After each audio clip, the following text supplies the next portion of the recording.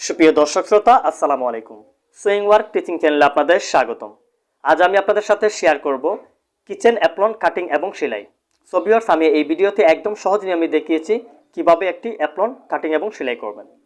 So viewers, আমি এখানে 3 হাত বহরের 14 গিরা কাপড় নিয়েছি। তো আমি এই কাপড় দিয়ে কিন্তু দুইটা তৈরি করব।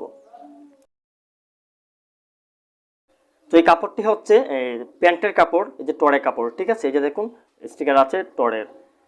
তো আমি এটা এই মধ্যখান দিয়ে কেটে নেব।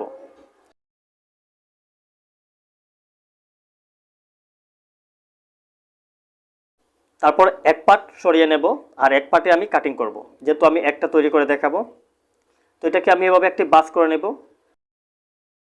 তারপর হাফ ইঞ্চি সিলাইয়ের মার্জিনের জন্য রেখে একটি দাগ দিয়ে দিতে হবে। তো যে দেখুন, আমি হাফ ইঞ্চি সিলাইয়ের মার্জিনের জন্য রেখে একটি দাগ দিয়ে দিচ্ছি। তারপর এই দাগে কিন্তু আমরা ফুটের মাপটি দেবো। তো আমি এখানে ফুটের মাপ দিচ্ছি 4.5 ইঞ্চি, অর্থাৎ 9 ইঞ্চি হবে সর্বমোট ফুট। তো 4.5 ইঞ্চিতে একটি দাগ দিয়ে দিতে হবে। তো যে দেখুন, তারপর হাফ ইঞ্চি সিলাই মার্জিনের জন্য রাখতে হবে। তো সর্বমোট কিন্তু হবে এখানে 10 ইঞ্চি, ঠিক আছে? তো এখানে 5 ইঞ্চি হলো, সর্বমোট 10 ইঞ্চি হবে। তো এখান থেকে আমরা এই বগল ডাউন দেবো। তো বগল ডাউন হচ্ছে 4 ভাগের 1 ভাগ দিতে হবে বডির। তো এটা হচ্ছে 32 ইঞ্চি, 32-এর 4 ভাগের 1 ভাগ হচ্ছে 8 ইঞ্চি। তো আমি এখানে 8 ইঞ্চিতে একটি দাগ দিয়ে দিচ্ছি। মনে রাখবেন, বডির 4 ভাগের 1 ভাগ কিন্তু এখানে নামাতে হবে, ফিটিং মাপ, ঠিক আছে? তো এখন বডির মাপটি দিয়ে দিতে হবে। তো বুকের মাপ হচ্ছে 32 ইঞ্চি, 4 ভাগের 1 ভাগ 8 ইঞ্চি। তারপর আমরা এখানে 2 ইঞ্চি লুজিং দেব, ঠিক আছে? তো এখানে 2 ইঞ্চি লুজ দিতে হবে। তো 2 ইঞ্চি লুজ দিয়ে হবে 10 ইঞ্চি সর্বমোট, ঠিক আছে? তো নিচে আরও 1 ইঞ্চি বাড়িয়ে 11 ইঞ্চিতে একটা মার্ক দাগ দিয়ে দেব, ঠিক আছে? তারপর লম্বাটা দেখুন, এই যে দেখুন এখানে 31 ইঞ্চি লম্বা হবে, ঠিক আছে?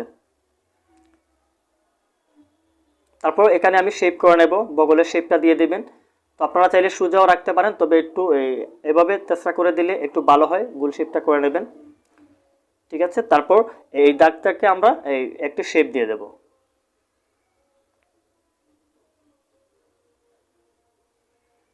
তো এইভাবে শেপটি দিয়ে দিতে হবে।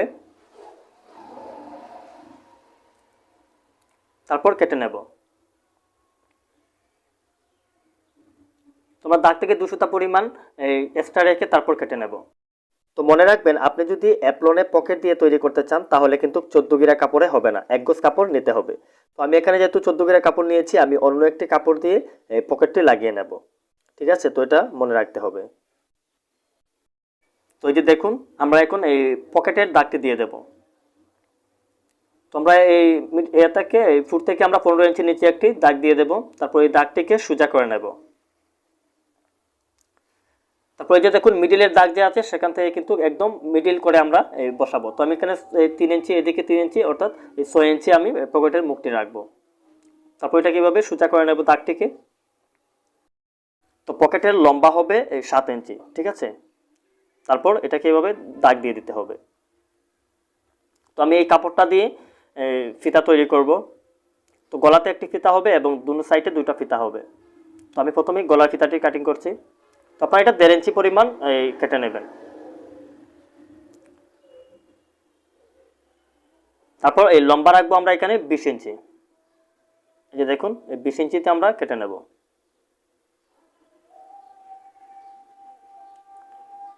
তারপর এটা কিন্তু এভাবে সেলাই করে চারদিক কিন্তু সেলাই করা হবে, ঠিক আছে?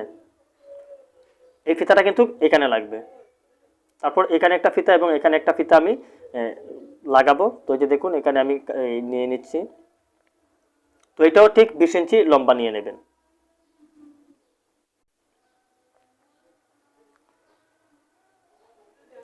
তারপর এটার মধ্যখান দিয়ে আরেকটি কেটে নেবেন, আরেক টুকরা। তো এটাকে এই 2টি টুকরা করে নেবেন।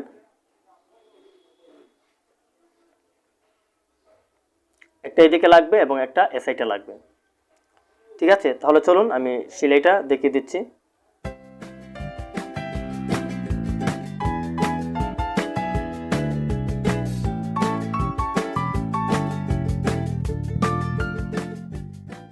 তো অ্যাপ্লনের চারদিকগুলা কিন্তু এই মুড়ি করে সেলাই করে নিতে হবে।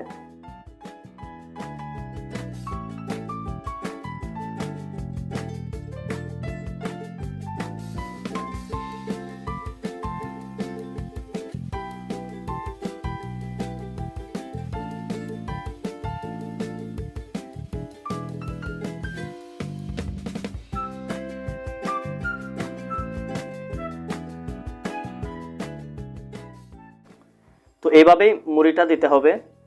সো ভিউয়ার্স, একটি রিকোয়েস্ট, আপনি যদি আমাদের চ্যানেলে নতুন দর্শক হয়ে থাকেন অবশ্যই চ্যানেলটিকে সাবস্ক্রাইব করে পাশে থাকা বেল আইকনটি বাজিয়ে রাখবেন।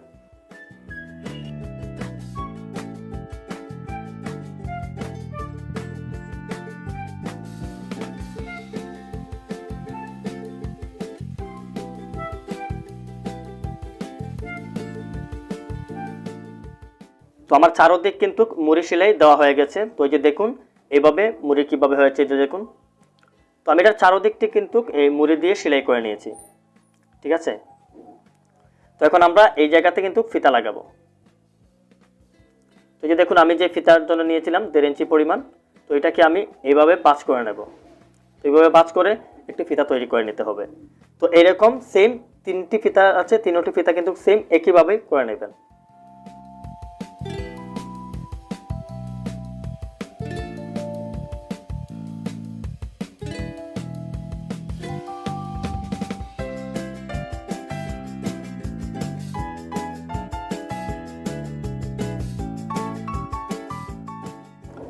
তো ফিতাটাকে কিন্তু এভাবে লাগিয়ে নিতে হবে। এই যে দেখুন এটাকে এভাবে একটি বাঁশ দিয়ে তারপর সেলাই করে নিতে হবে।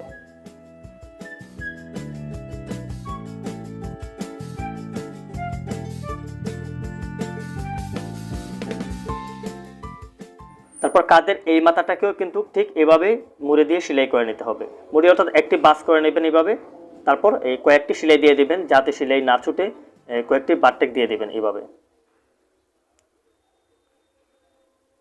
তো এই যে দেখুন এটা কিন্তু ঠিক এইভাবেই হবে, ঠিক আছে। তারপর এই যে এই কোণাতে আমরা লাগাবো। তো এখান থেকে আপনারা মনে রাখবেন 1 ইঞ্চি অথবা 1.5 ইঞ্চি নিচে লাগাবেন, ঠিক আছে। এই কোণা থেকে 1 ইঞ্চি অথবা 1.5 ইঞ্চি নিচে আপনারা এই ফিতাটি লাগাবেন, সাইডের ফিতাটি লাগাবেন, ঠিক আছে।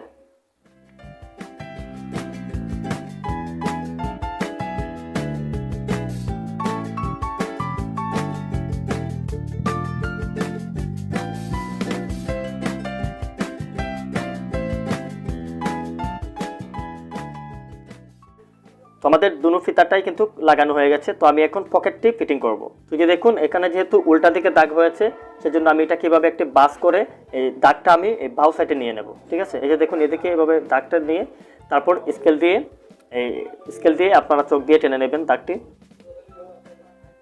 তো এভাবে দাগটি টেনে নিতে হবে, তারপর একদম মিডিলে কিন্তু বসিয়ে নিতে হবে। এই যে দেখুন এই দাগটা আমরা এইভাবে তুলে নেব, পকেটের যতটুকু মার্কা আছে সেই মার্কাটা আমরা এইভাবে তুলে নেব। এই যে দেখুন তো আমি এখন পকেটটি সেলাই করব। এই যে দেখুন আমি প্রথমে এইভাবে এই বাস করে নিয়েছি, তারপর এই বাজ অনুযায়ী একটা সেলাই দিয়ে দেব।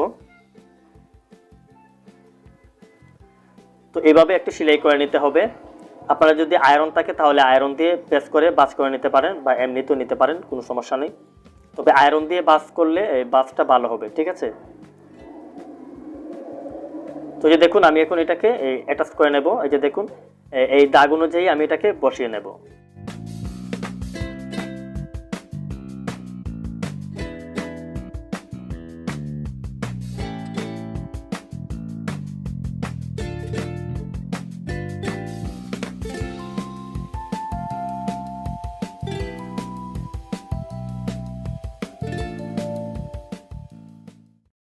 তো পকেটের মাথার মধ্যে কয়েকটি বারটেক দিয়ে দিবেন যাতে সেলাইটা একটু শক্ত হয়, যাতে পকেটে বারবার হাত ঢুকানো হবে এই জন্য ফেটে না যায়, সেজন্য একটু ভালো করে বাদ দিয়ে দেবেন, ঠিক আছে। তো এই যে দেখুন আমাদের ফাইনালি অ্যাপ্রনটি শেষ হয়ে গিয়েছে।